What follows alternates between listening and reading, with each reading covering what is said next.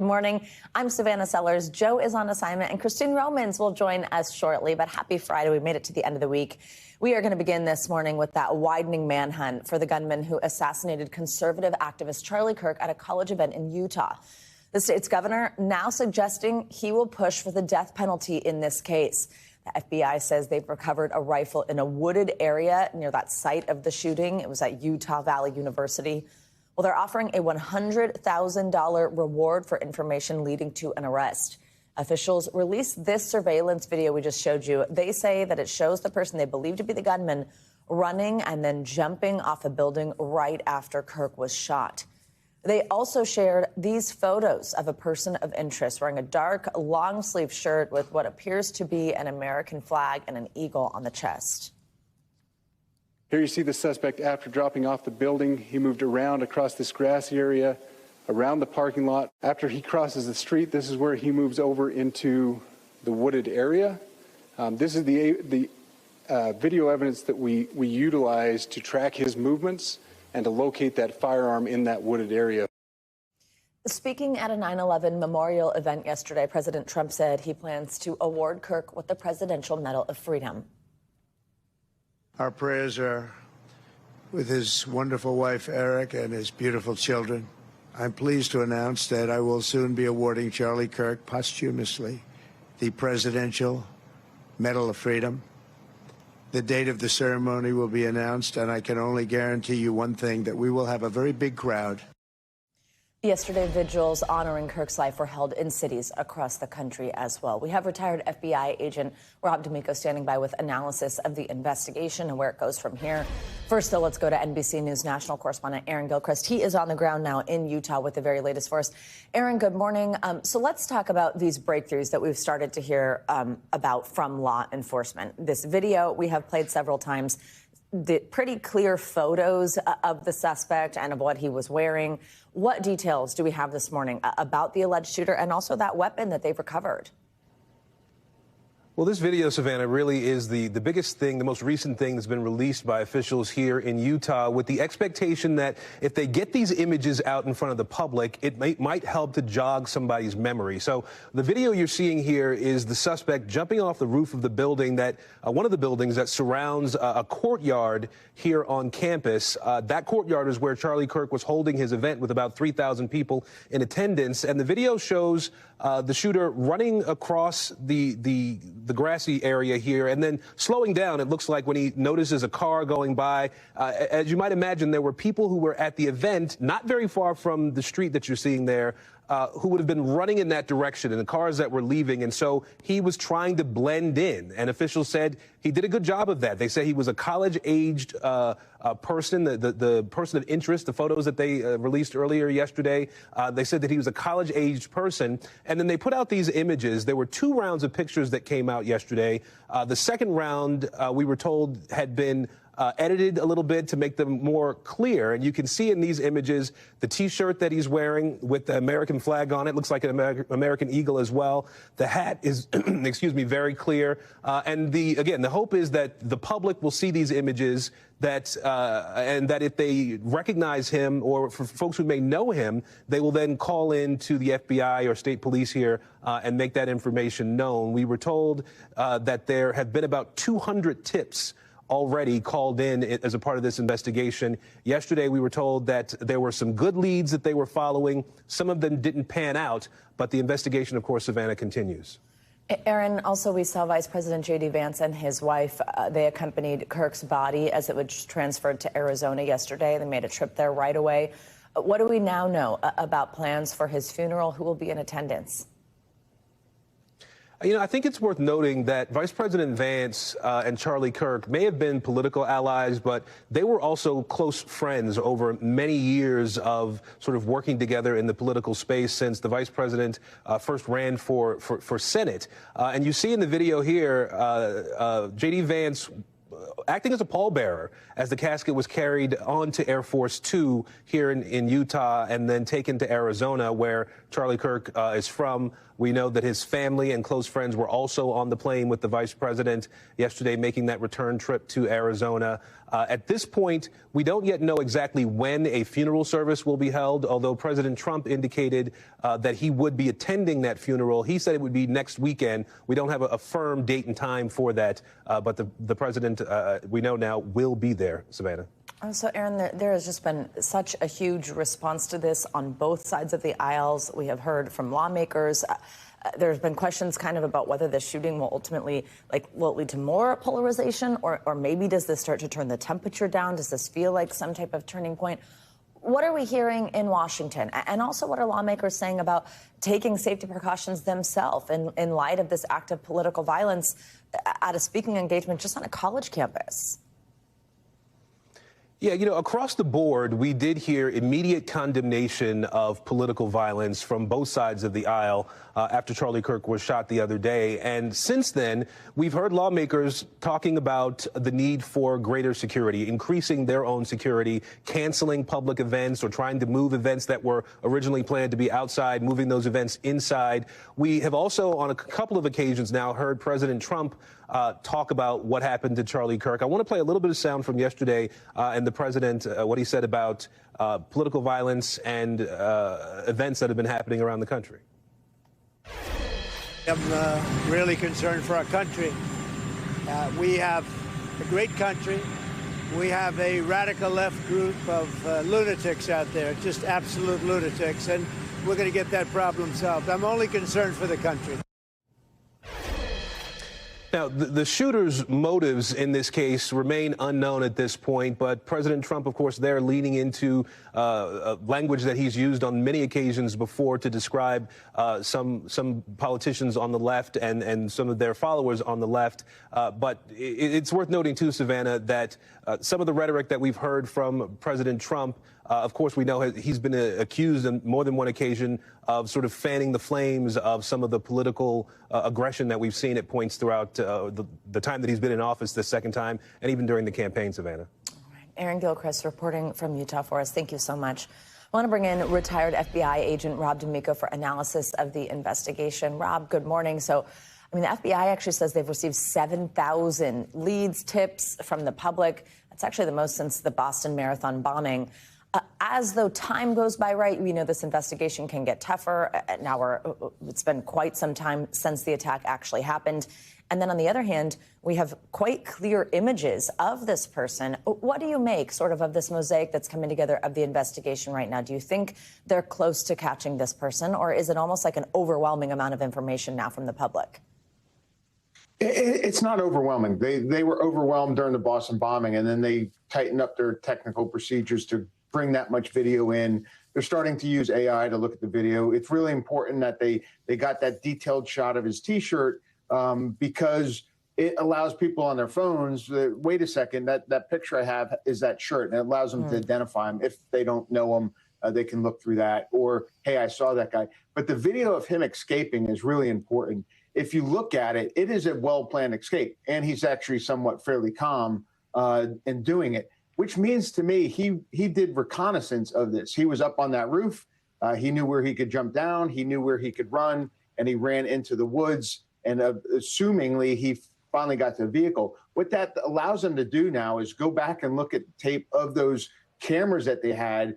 He, sometime before that, was at that location looking at all those. And the same with all the Ring cameras and such in the neighborhood.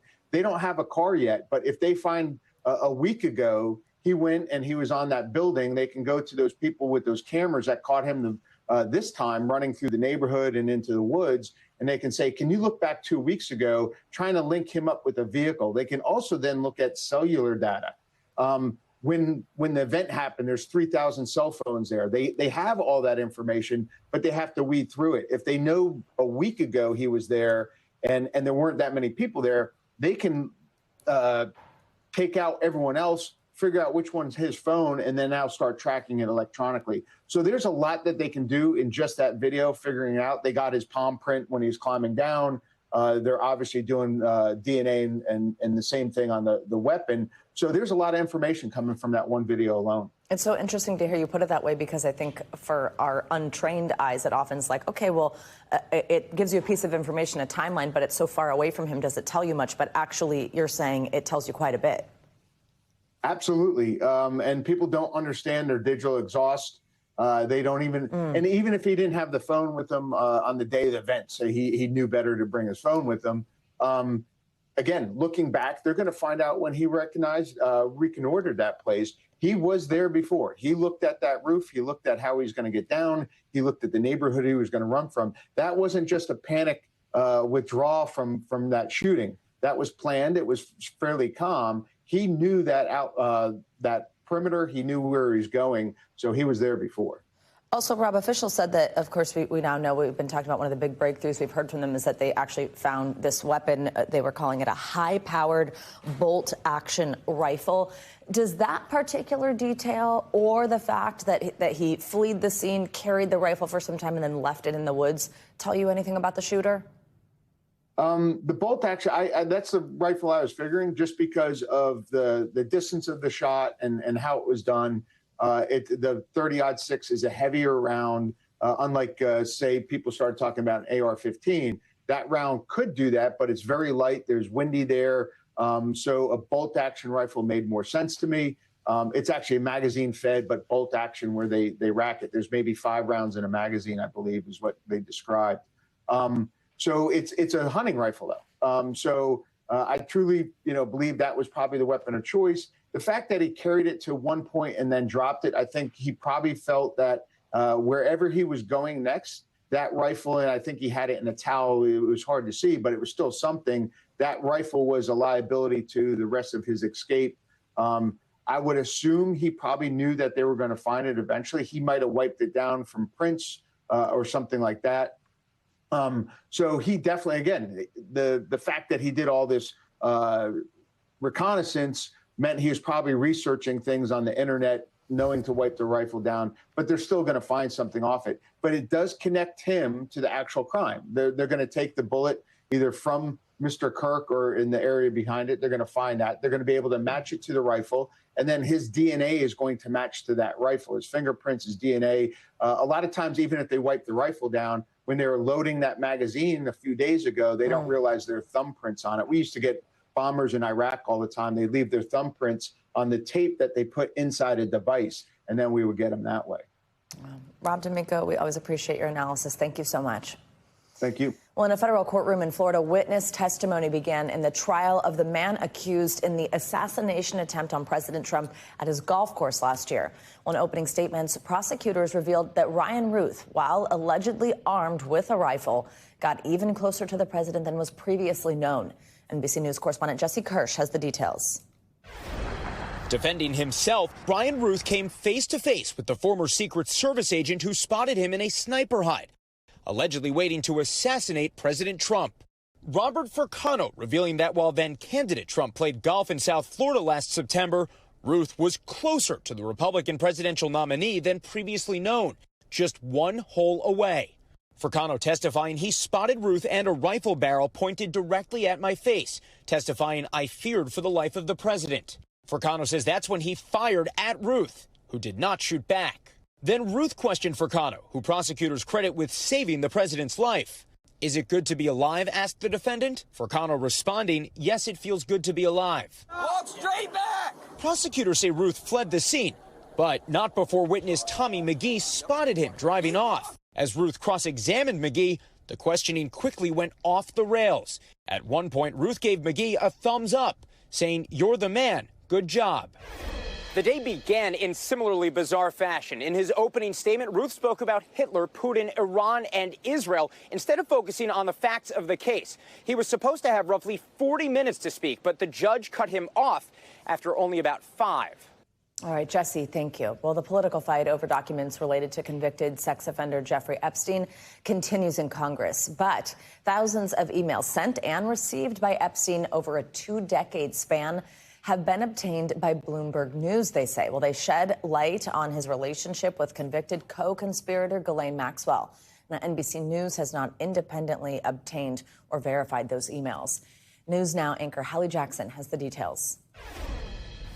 New insight into the relationship between Jeffrey Epstein and Ghislaine Maxwell from a trove of purported emails, more than 18,000 published by Bloomberg News, which suggests Maxwell and Epstein were closer in many respects than either publicly admitted. In her July interview with the Deputy Attorney General, Maxwell, Epstein's convicted co-conspirator, recounts asking Epstein about the initial investigation into him. He said not to worry. He didn't say, he didn't share. I wasn't part of it at all.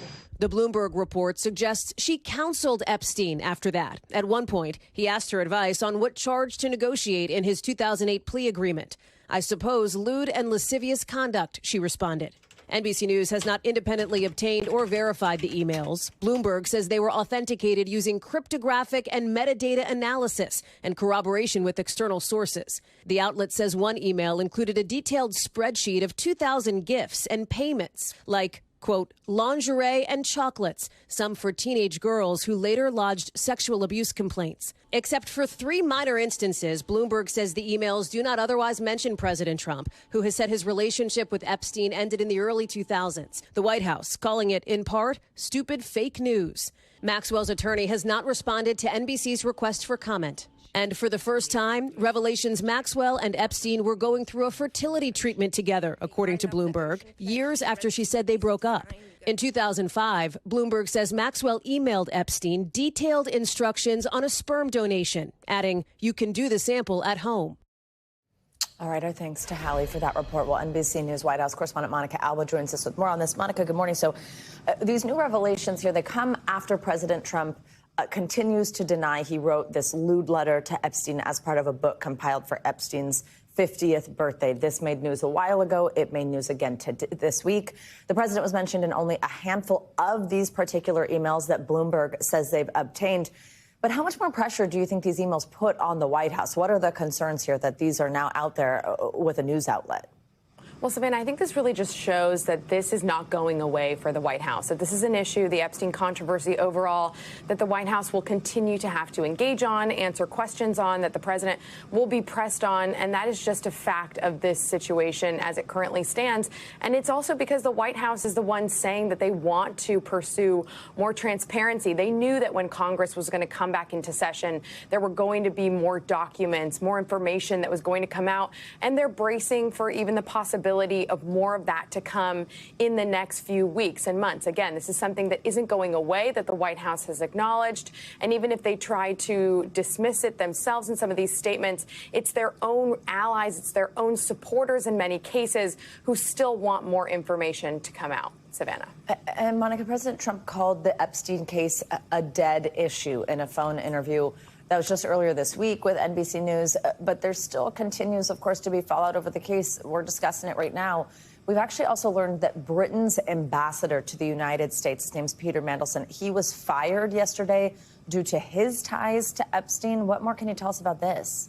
Yeah, and this is something that did come out in that so-called birthday book that you were talking about, because there was information there from the former British ambassador. And this is someone who had ties to him that were previously known, but even more information has now come out. So the British Prime Minister dismissed him, and it comes at a time when the president and the First Lady are scheduled to go to the UK next week for a state visit. So you can imagine that is something that also may be part of the headlines overall heading into that visit. But this was a situation where, again, there are other people, other information that could come out who could have a similar situation where something that comes out that had previously been contained becomes a far bigger deal because of how close some of these high-powered people were to Jeffrey Epstein. Savannah. Monica, before I let you go, I do want to ask you about something over on Capitol Hill. Senate Republicans, they're essentially changing the rules in an effort to speed up President Trump's nominees for some of these key roles in the executive branch.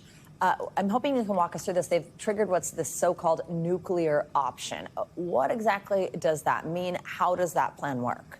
It's interesting because this is something that Republicans have talked about for some time. This is really an effort to try to get dozens of nominees through at the same time. So in a block, instead of having to be considered individually. Now, we're not talking about people like cabinet secretaries or judicial nominees. This would be below that. These are people in agencies below the top level, and some of the other ambassadors, for instance, who could be potentially now lumped together and voted on, again, en masse. And this is something that Republicans are pushing for, because there are some nominees right now that have been held up in the process that haven't been able to get through, and the Trump administration would really like to see them get through. But the question that this poses is now, if this is something that is used, this could be used then by future presidents. It could be used by future parties that control the Senate. So, for instance, Democrats, if they win that back. So the question is raised about whether this is something that would be permanent, would be now set as a precedent or not. And there were some who raised objections to this because, again, this is not how it has been done traditionally in the past. Savannah. Monica covering a lot for us. Thank you so much. Let's get you over to weather now. It has been a very wet week. If you are in Florida, you know that. And the week is ending with even more rain. Let's get a closer look at what to expect this weekend here with our forecast from Michelle Grossman. Hi, Michelle. Good morning. Hi, Savannah. Great to see you. And yes, we have that stalled front that is draped over Florida. We're going to continue to see heavy showers, some downpours, and the ground is already so saturated. So we're going to see some flooding conditions. That is in the state of Florida. Then also watching some showers and storms throughout the Intermountain West, throughout the northern plains as well. Could see some gusty thunderstorms with any of those storms. So this is what it looks like in Florida. The front stalled over Florida. We're looking at those scattered showers and storms from Daytona to Miami, so portions of southern Florida. We're going to see that once again tomorrow. It's going to be more isolated, but still scattered in nature. And we're looking at anywhere from 1 to even 3 inches of rain in some spot. So as we go throughout today, we're looking at strong storms in the northern plains. We're looking at sunny and mild conditions in portions of the mid-Atlantic and also the Northeast and into portions of the Tennessee Valley. Lots of sunshine there, and we're looking at some really warm conditions. It's going to feel like summer there. The severe threat in parts of, in portions of the northern plains, we're looking at winds gusting up to 60 miles per hour. Could see some hail also, and that's going to extend into parts of the southwestern states. There's that big area of high pressure. That's going to pump in some really warm air. So we're looking at temperatures into the 80s and also into the 90s. We're looking at temperatures 5, 10, even 15 degrees above what is typical for this time of year. So Omaha, 91 degrees today. That's well above normal for this time of year. Jackson, we're looking at 94, 95 in Dallas, and we're looking at 78 degrees in Cleveland. Tomorrow, still really warm. Temperatures into the 80s and 90s once again. Kansas City looking at temperatures into the 90s. That is 15 degrees above what is typical for this time of year. Little Rock into the mid-90s. Alexandria, same story. And we're going to keep that warmth in place over the weekend also. So that's another big weather story. We're holding on to summer a little bit longer. As we head into the weekend, pool weather throughout portions of the eastern part of the nation, the mid-Atlantic, the Northeast, into the Tennessee Valley. Notice those showers holding on strong in Florida on Saturday. And then we have a flood risk throughout portions of the Southwest, suburban areas of the Intermountain West, and then into the northern plains. We're going to see those showers and storms continuing not only today, but tomorrow into Sunday as well. Savannah? All right, Michelle, thank you so much. We'll see you in a little bit. We thank you for watching, and remember, stay updated on breaking news and top stories on the NBC News app or watch live on our YouTube channel.